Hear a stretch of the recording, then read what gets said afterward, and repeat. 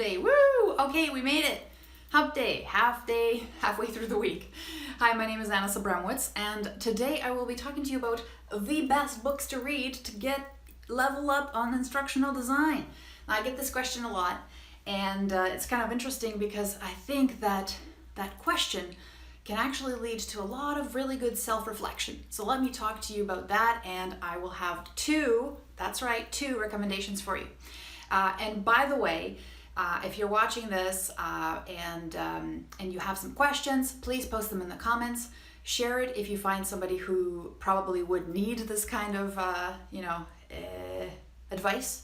And also, if you have a book that you've read that has seriously upped your game and really impacted you, and you return to it over and over and over again because it's really more than a book, it's more than a read, it's an actual instructional guide and manual for you, a resource, then please put it in the comments. I'd love to see what you guys are using. Now, here's one thing though that I want to step back a bit and think about, because we live in an age where information is absolutely available to us, right?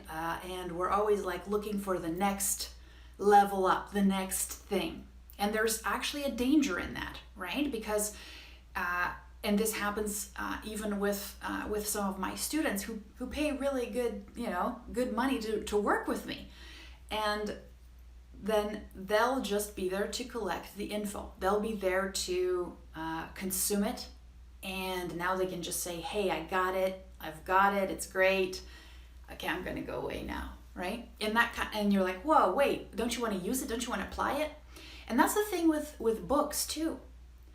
I remember, I'll tell you a story, a couple of years back, I don't know if you remember this feature, but LinkedIn actually had this feature where you could actually add all the books that you had read to your profile, right? So it just looked so smart, so smart. So I'm like an English major, right? So of course I've read tons of books just because that's what I love to do. So I'm like adding everything, right? So I'm feeling so smart. And then one of my mentors, he's like, wow, that's all right. Well, yeah, you read a lot of books. And I thought he'd be impressed. And I realized that the volume of the books that you consume has nothing to do with the quality of the work you produce and the quality of the thinking that you have. It just does not work that way. And let me tell you why. So I used to be the collector, the information collector. And then I realized that like I would get the next book, the next thing, the next strategy, what's the next, the cutting edge stuff. And I would constantly seek it. And there's a reason for that. And I think the reason is twofold. One is if you're really focused and you're trying to find the right info and you have a really solid goal, then that really, like, you know exactly what you're looking for, and you're just looking for like that, you have a combination lock, and you're looking for the next, you just need one extra number to open up that lock, right? Sometimes that's what it takes. But then the other piece is when you have no clue what you want to do. You have no goal that you want to achieve. You have no vision to get there. And so what you're doing is you're exploring all these things constantly, trying to get more information to fill that void, which is that you haven't made a decision about what you want to get awesome at. So you're going, what's the next best thing? And I was there. I was like, okay, I'm going to read all these books and they're going to somehow help me with that, right? No, you got to make that decision first. Where do you want to go? You got to have that goal and then drive it back to what are the resources that are going to help me? And it's funny because now when I see people are like, I've read 200 books a year, and I'm like, well, good for you for being a reader. That's great. Like, do not discount the reading. That's great. But what have you done with it? Like, really, what have you produced? And here's an example to test that. Like, if you actually think somebody's an expert based on the things that they've read, if you think that deems them credible as a source of information, application power, if all those things to you are credible, then let's run a little thought experiment. Let's say For 4 years, somebody read all the books on how to drive a car, propulsion, exhaust, like, how gas changes, how engines work, brakes. Say they read for 4 years. They studied that exclusively. They just read and read and read and read, and they had quizzes. They could tell you anything about a car. But they've never driven a car. Would you trust them to take your grandma to the hospital? Probably not. Right? Probably not. But that's what we do with, with ourselves. We're like, yeah, if we just read enough, we're there, we're competent, we're smart enough. Bring the project. I've read all these books. It's the same thing. You can't drive, you've never driven the god-darn car, so don't tell me that reading 200 books is the equivalent of building a car or driving the car. It's not. It is not. And in our case, the more books you read on courses and course design and instructional design and e-learning and stories, until you actually have to feel the pain of writing the story, talking to people, getting that stuff out of there, and actually putting it, a lot of people putting it online, right? A lot of people are like, they'll be, what do they call those? Armchair philosophers, armchair critics, right? They'll sit there, they're like, I don't like that stuff. That stuff's really sucky. That doesn't look too good. Doesn't appeal to me. I'm like, okay, that's fine. Everybody's got an opinion. Those are all over the place. What I like to see is, have you used it? So when you go to the book, when you ask for that book, and the thing is, I'm going to give you 2 books, but I don't want you to check out these books if you probably already have some awesome books on your shelf. What I need you to do is go back to the books that you already have, pick one that aligns with your goal about where you want to become a master, and then apply that mofo like there's no tomorrow. And that doesn't mean that's at the detriment of all the other things you have to do, because I know most of us are like 24 projects deep in chaos, right? But there are priorities. So set a chunk of time for yourself to revisit, get good at it, and apply. And it's funny, because I used to believe this, and this is terrible. I mean, you know how people like shame others for still believing in learning styles, and I'm like, that would mean that we would have to question every single theory that there is in learning. And I get it, that one's been debunked, but bad stuff spreads. So one of the things I believed was that if you, went into a book and underlined things, highlighted them, you made notes in the margins, you did all those things, that would actually like somehow stick. And if you read it like at least 8 times and you could recall the processes forwards and backwards, then that was knowledge. Then that was good enough. I could still I could just kind of hold that in there and then go to the project and be like, I know what to do now. I'm just going to recall that specific strategy from this book and do that. And that's absolute BS as well. Because my friends, no plan survives contact with the enemy, right? And the other thing is that fools us that familiarity, and this happens to we're taught this in university as far as how to study. The more I read something, the repetition of it is going to make me a master at it. So there's a special phrase for it, which I cannot think of right now. And if you can think of the phrase about just the fallacy of learning, because the familiarity makes you feel like you know it, right? Which is bad, because it tricks you. It tricks you. It's a tricksy. So one of the ways you'll know if you know something is if you actually take that strategy out of the book and then try and say, okay, how can I apply this in my context?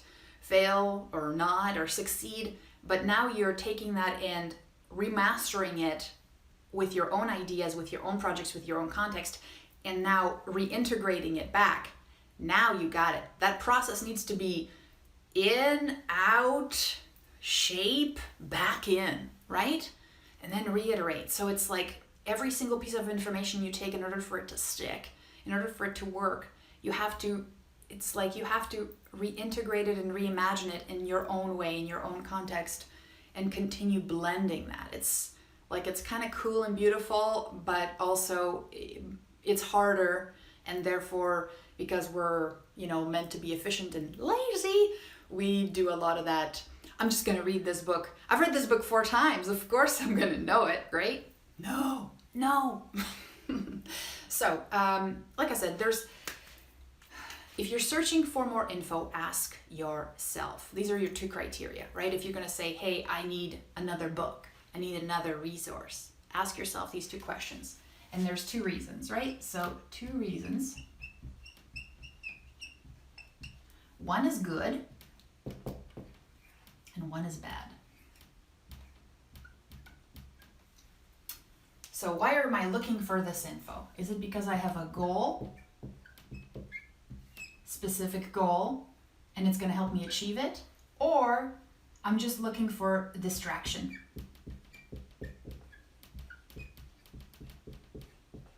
Like every time you pick up a resource, you should say, is it helping me get closer to where I want to be?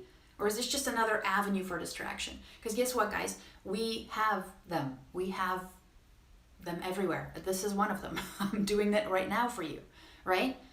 But if it helps you get there and you chunk out that little bit of time, focus on that one thing once a week, once a day, whatever it is, and chunk out that time to get you closer to your goal, you don't need another book. You just need to become a master at whatever this book is telling you to do. And one of the things that I find is sometimes that really helps, and I don't think it's a sometimes, I think it's actually most times we just don't admit it, is you need an accountability partner. You need somebody to be like, hey, how'd you do? Did you focus on the right thing? Did you take care of that goal? Did you move closer towards it? Or were you like, I got 24 new books and I can't wait to read them. I've started 10 pages on all of them. This guy. Right? So you got to make sure that this is what you're doing. Now I'm going to tell you about the 2 books that if you are fresh, or whatever, if you're not so fresh, but you're a master at something already, or maybe you're trying to figure out what you want to get really good at, but let me just tell you, it's not about your passion when it comes to mastery. It's about getting into something and feeling like there's a struggle, which means that you've met kind of a challenge or a ceiling. Because if you're always comfortable, that means that you're not challenging yourself. So you're stepping out of that comfort zone and you get a little bit good at something. And the more good you get at that thing, the more you're passionate about it. Because you learn more about it. You can show people. You can tweak your performance. Those are the things that drive passion. So figure out what you want to get really good at, and then you'll be passionate about it, because that's just how it works. It's kind of like a weird chicken egg kind of thing. All right, so my 2 books. I won't delay. And by the way, are you enjoying yourself? Is this useful? Am I kind of like, you're like, hey, Anna, I'm a collector. What do you think? Are you reflect? Like, I'd love to hear your comments about how you've been thinking about personal development. And I'm not just talking about books. I'm talking about courses. I'm talking about, now we have just these repositories where you can just get really good at good. You can get access to anything and everything, right? Like courses are online and you can really dabble to death. It could be called death by 1,000 cuts, right? Like at the end of the day, what have you really gotten better at? What is it that you're honing? Like, on your eulogy, he was good at 24 kind of things, or was he the master of the few, right? And really added value on those few, like the bomb value. Think about that. What is that for you? And I'd love to hear that. So this one might be unconventional because I design learning for adults and I design learning for scenarios, right? Interactive episodes. So one of the things that I found, and this is a book called Creating Significant Learning Experience by L.D. Fink, whom I interviewed. He's an amazing human being, by the way. So if you guys want to check out, he's on my YouTube channel. I believe I shared the interview with him. It's one of my articles as well. Just watch that. It's super cool. Great story. just, it's awesome. But one of the things I found is this is really focused on the learner and actually making the assessment very authentic. And I know there's other people that do authentic, and this is a rabbit hole, right? It's like saying there's one de facto book on philosophy. No, right? The Stoicism, no. Well, maybe there is, like it's meditations. But this book, if you're designing learning for universities, colleges, or any kind of training programs, even e-learning, the strategies here, the mindset that he shares, and the process itself walks you through that outline, a fabulous primer. This is great. And I have gone back to this and reused it, and it helps me focus back, because there's a lot of stuff out there that just dilutes your vision, you get distracted with the end products instead of thinking about the strategy, the framework that makes it work, right? And I'm always back to like, what's the framework? What is the pattern? What is something that we know works? How can we apply it here? This is a great place to get it. So creating significant learning experiences, fantastic. And lots of examples, which then you have to rework into your own context, but also awesome, right? And I believe there's a new edition coming out, if not already, so it's fantastic. And then this is the other one. This one, to me, the e-learning and the science of instruction by Ruth Clark and John Mayer. Is it John? Richard. Sorry, Richard. Ruth Colvin Clark and Richard E. Mayer. This one is fantastic. Why is it fantastic? And you know what? I gotta tell you, if you just became de facto master on this, you'd be kicking butt and taking names in e-learning. They've got studies in here that reinforce, like, not only do they have studies, which, I mean, every study is to be questioned, but what they do is they show you the example. They show you the idea in practice. So it's not like they're like, here's a bunch of studies, look, it's proven, go for it. They're like, here's how you'd use it. Practical to the core. This is one of the gems. This is a gem. If you don't have this, and this is not about, this isn't novel reading. This isn't like I'm going to sit down at the fireplace and with a glass of Merlot.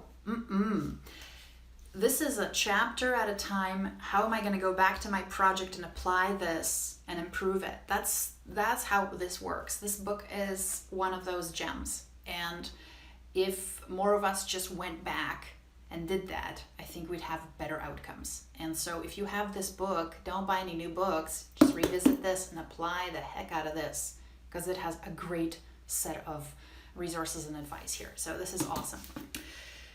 Yeah. So, if you stuck around this long, thanks, friend. That's awesome.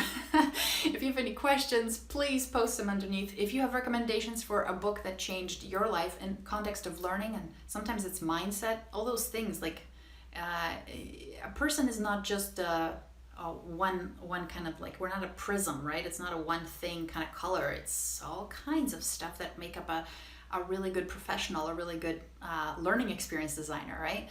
So if there's been a mindset shift book for you, if there's been a visualization book for you, if there's been a working with other people book for you, put it under the comments. I'll see if I like them. But the goal is pick one thing and just execute like a crazy person on it till you get what you want. And that's the goal. All right. Hope you enjoyed this. Thank you so much for stopping by. If you found this useful, or you think somebody could use this message because they're one of those info collectors, go for it and share it. And I'll see you again tomorrow with another information fun nugget. All right. Take care. Bye.